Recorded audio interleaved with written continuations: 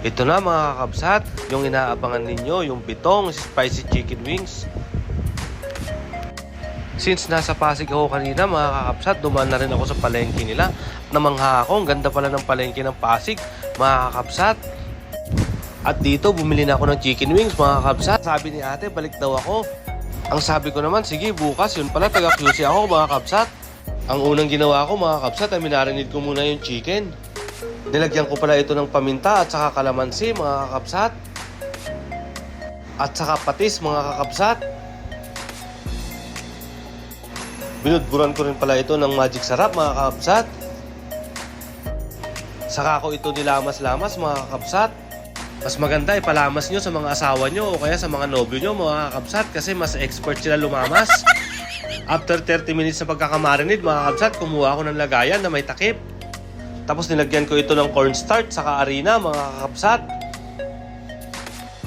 Nilagyan ko rin ito ng chicken cubes mga kakabsat. Saka ko ito dinurog-durog mga kakabsat. After ko madurog yung chicken cubes, nilagay ko na rin isa-isa yung mga chicken wings mga kakabsat. After ko mailagay yung chicken mga kakabsat, tinakpan ko na ito. Saka ko siya inalog-alog. After ko ma-shake mga kakabsat, nagpainit na ako ng palayok. Saka ko nilagyan ng mantika. Tapos prinito ko na yung chicken mga kakabsat. Habang nagpiprito ako mga kakabsat, kumuha rin ako ng maliit na platito. Saka ako nilagyan ng asukal.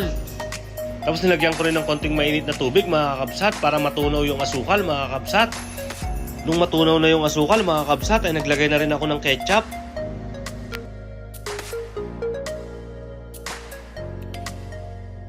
Naglagay din pala ako ng oyster sauce mga kakabsat. Hinalo-halo ko lang to mga kakabsat.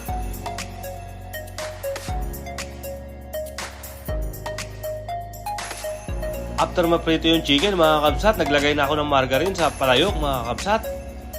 Tapos nilagay ko na yung bawang sa kasili mga kakabsat. Hinalo-halo ko lang to mga kakabsat.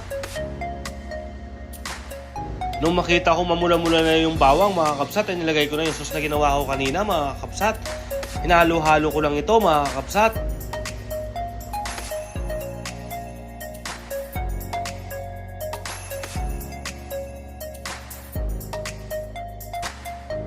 Saka ako inilagay yung chicken mga kakabsat.